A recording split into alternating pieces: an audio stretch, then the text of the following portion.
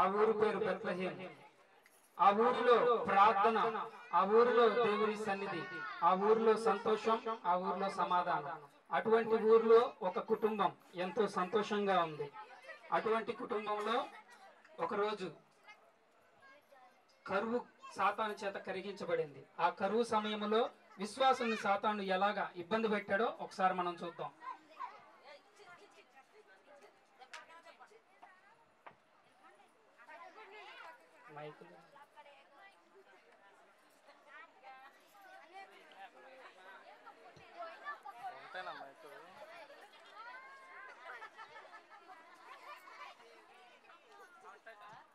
ఆ కుటుంబంలో తల్లి వేదన, పిల్లల బాధ ఎలా ఉందో చూద్దాం.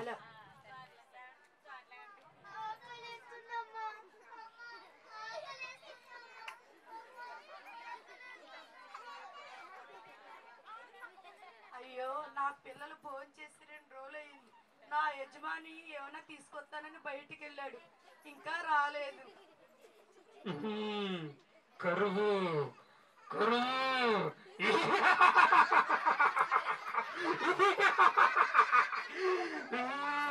దేవుడు నమ్ముకున్నావు కదా, నీ దేవుడు ఏం చేశాడు? ప్రార్థన చేస్తున్నావు కదా, ఏం చేశాడు నీ దేవుడు? వదిలే, ఈ దేవుడిని వదిలేసి వెళ్ళిపో, ఈ ఊరిని వదిలేసి వెళ్ళిపో, దేవుడు తోటి వదిలేసి వెళ్ళిపో.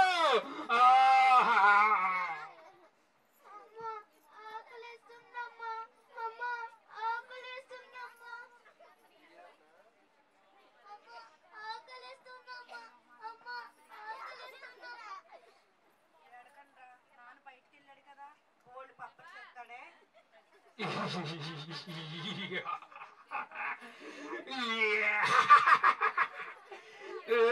ఇదిగో మీ అందరూ చూస్తున్నారు కదా, నా పేరే దయ్యం. తిరుగుతున్నాను, కనపడుతున్నానా?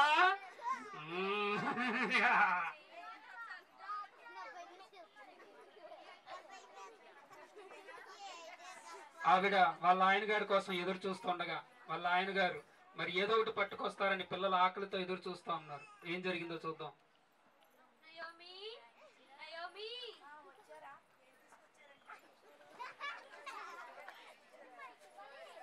మైక్ లో మాట్లాడు. చాలా ప్రయత్నం చేశాను, చాలా దిక్కులు తిరిగాను, నాకు ఈ కొద్ది జొన్న పిండి మాత్రమే దొరికింది. దొరకో, ఏమీ దొరకో. ఎందుకంటే మీరు దేవుడు నమ్ముకున్నారు కదా, దొరకనవ్వకుండా నేనే చేస్తా. వెళ్ళిపోండి, ఇక్కడి నుంచి వెళ్ళిపోండి, ఈ ప్రాంతం విడిచిపెట్టి వెళ్ళిపోండి. అయ్యో, ఈ కొద్దిగా ఒక రొట్టె అవుతుంది, ఎలాగండి? మనం పస్తుందో నయోమి, మన పిల్లలకి పెట్టు నయోమి. పిల్లలకి పెడతదంట, చూద్దాం ఏం ఆకలి తీరుతాడు.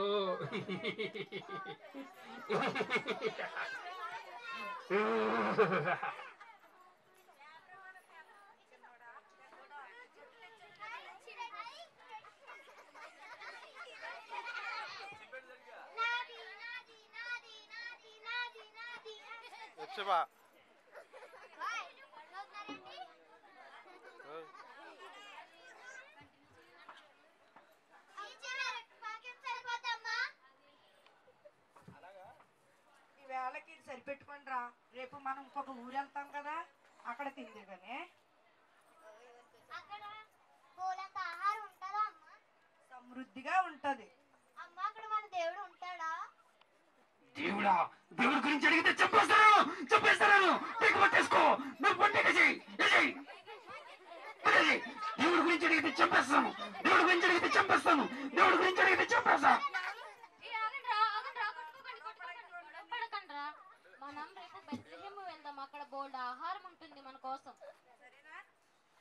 అలాగా ఆ కుటుంబము సమృద్ధి ఉన్నటువంటి దేవుని సన్నిధిని, ప్రార్థనను విడిచిపెట్టి, దేవుడు ఉన్న స్థలాన్ని విడిచిపెట్టి, సాతాను ప్రేరేపిస్తున్నటువంటి మోయాబు దేశానికి ఆ కుటుంబం వెళ్ళిపోయింది. సాతాను చేతిలో చిక్కుకున్న కుటుంబము ఎట్టి రీతిలో ఉన్నదో ఇప్పుడు మనం చూద్దాం. దేవుని విడిచిపెట్టిన కుటుంబము, దేవుని ప్రార్థనను విడిచిపెట్టిన కుటుంబము, దేవుని కలిగి లేని కుటుంబము. మరి ఇప్పుడు ఎలాగా ఆ కుటుంబంలో సాతాండు పనిచేస్తున్నాడో, సాతాండు ఎలా ఆ కుటుంబంలో శోకాన్ని పుట్టిస్తున్నాడో చూద్దాం. పిల్లలు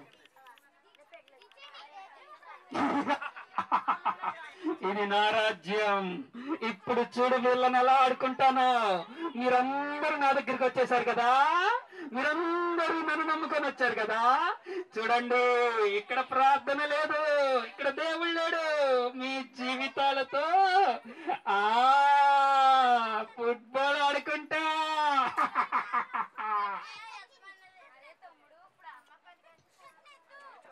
అరే తమ్ముడు, పొలంలో ఏం పంట వేద్దాంరా? రే మీరు ఎందుకు అలా తిరుగుతున్నారు? జొన్నలా? అమ్మా నయోమి, మీ ఆయన గారు పొలంలో పడిపోయి చనిపోయారు. అయ్యో నాన్నగారు. ఇదంతా నా పని చూసారుగా.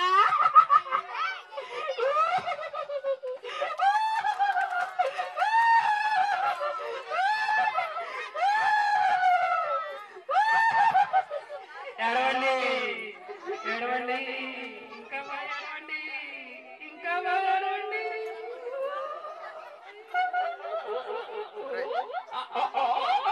నాకు సైడ్ ఇచ్చాను. నా ఆనందం అంతా ఇంకా కాదు, ఏడుపు పుట్టిస్తా ప్రతి కుటుంబంలో. అలా సాతానుడు ఎంతగానో ఆ కుటుంబాన్ని బాధించాడు, ఆ కుటుంబంలో తీరని శోకాన్ని పుట్టించాడు. అలా ఏడుస్తున్న కుటుంబంలో ఆ ఊరు వారు కొంతమంది ఒక శుభవార్తను తీసుకొచ్చారు. అదేంటో చూద్దాం.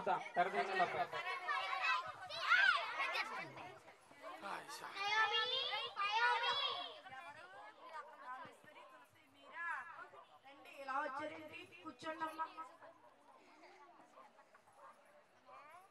మరేమో మరేమో మరేమో మరేమో నీ మొహోటం తాగాకి వెళ్ళా. మరేమీ లేదు. సోదరి ఇంట్లో శుభకార్యం చేస్తే మంచిదంటారు కదా. మీ కొడుకులిద్దరికి సంబంధం తీసుకొచ్చాయనంట. సరేనమ్మా, అడిగి చెప్తాను. పెద్దోడా చిన్నోడా, మీకు వివాహం చేద్దామనుకుంటున్నాను. ఏమంటారు మీరు? మురిసిపోతున్నారు పిల్లలు. నేను మా ఇంట్లో శుభకార్యమా? జరగనివ్వండి, జరగనివ్వండి, చూద్దాం చూద్దాం.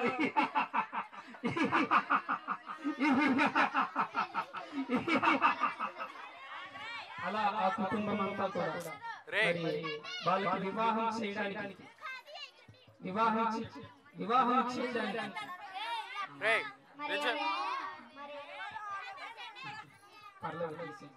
వివాహం చేయడానికి వారందరూ కూడా సిద్ధమై వెళ్తా ఉన్నారు.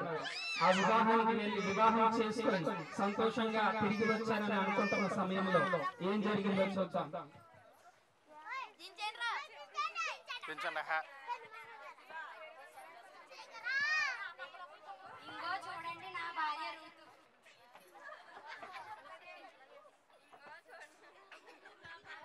ఇంకోండి మా భార్య చూడండి. ఓర్ఫరా బాబు. రూతు, క్యారేజ్ పెట్టావా? మరి ఇవ్వు.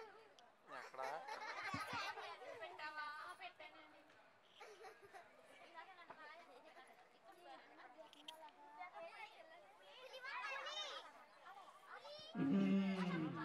అప్పుడు వారందరూ కూడా మరి బయలుదేరి పొలాలకు వెళ్తా ఉంటారు. చూడండి, వాళ్ళు పొలానికి వెళ్ళి నప్పుడు ఏం జరిగిందో ఒకసారి చూద్దాం. పొలానికి వెళ్తారా? పొలానికి వెళ్తారా? పొలానికి వెళ్తారా? వెళ్ళండి. నేను వాళ్ళని ఎలాగా నాశనం చేస్తానో చూడండి. వాళ్ళని ఎలా నాశనం చేస్తానో చూడండి.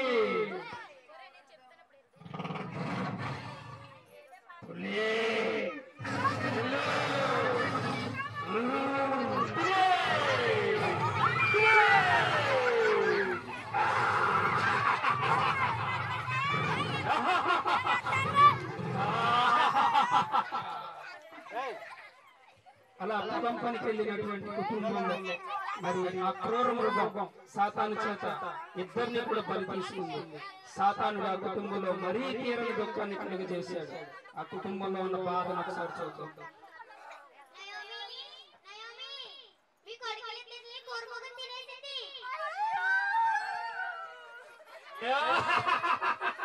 నేను చెప్పాను, మీరు ఏడుస్తానే ఉంటారు, మీరు ఏడవడమే నాకు కావాలి.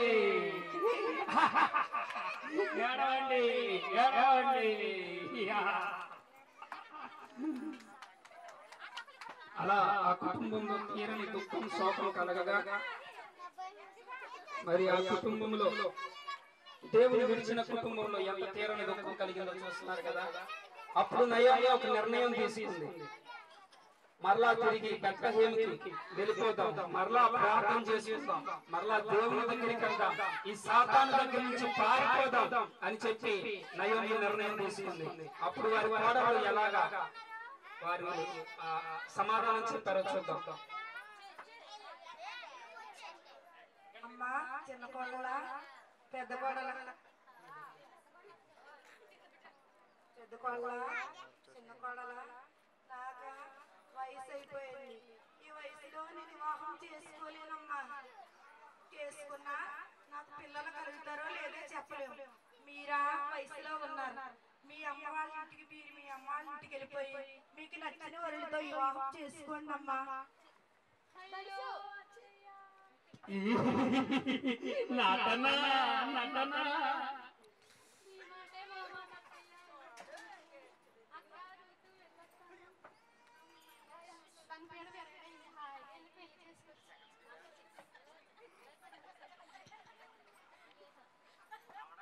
నువ్వు కూడా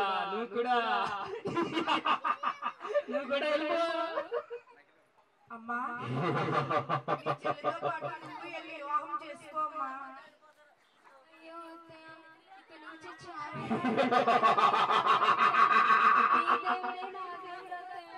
నీ ప్రజలే నా ప్రజలే చావు తప్ప మరే దేవుడు మన్నుడు తీసినాడు. అయ్యో నాకు దయచేసి నన్ను మాత్రం నేను మీతోనే వస్తాను. సరేనమ్మా, అయితే మనం దేవుని ప్రార్థించుకుని ప్రార్థన చేయకండి. ప్రార్థన అంటే నాకు నచ్చదు, ప్రార్థన అంటే నాకు కోపం. ప్రార్థించద్దన్నానా వద్దు వద్దు. ప్రార్థన చేయమాకు, ప్రార్థన చేయమాకు. తండ్రి నాయన ప్రార్థన చేయమాకండి, ప్రార్థన చేయమాకండి. మంటలు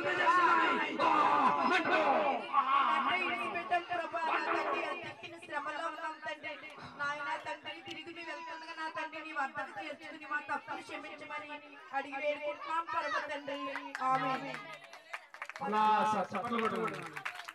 అలా ఆ కుటుంబం మరలా తిరిగి దేవుని యొద్దకు చేరుకుంది. దేవుని యొద్దకు చేరుకున్న కుటుంబము ఎంతో సంతోషము, ఎంతో ఆనందము. అటువంటి ఆనందము, అటువంటి సంతోషం ఆ సమయంలో మరలా తిరిగి రూతుకి బోయజు చేత వివాహం అయింది. అదే వంశంలో నుండి యేసుక్రీస్తు ప్రభువు జన్మించారు. దేవునికి స్తోత్రం చెప్పి చప్పట్లు కొడదాం. ఆ కుటుంబంలో ఉన్న సంతోషాన్ని ఒకసారి అందరం చూద్దామా?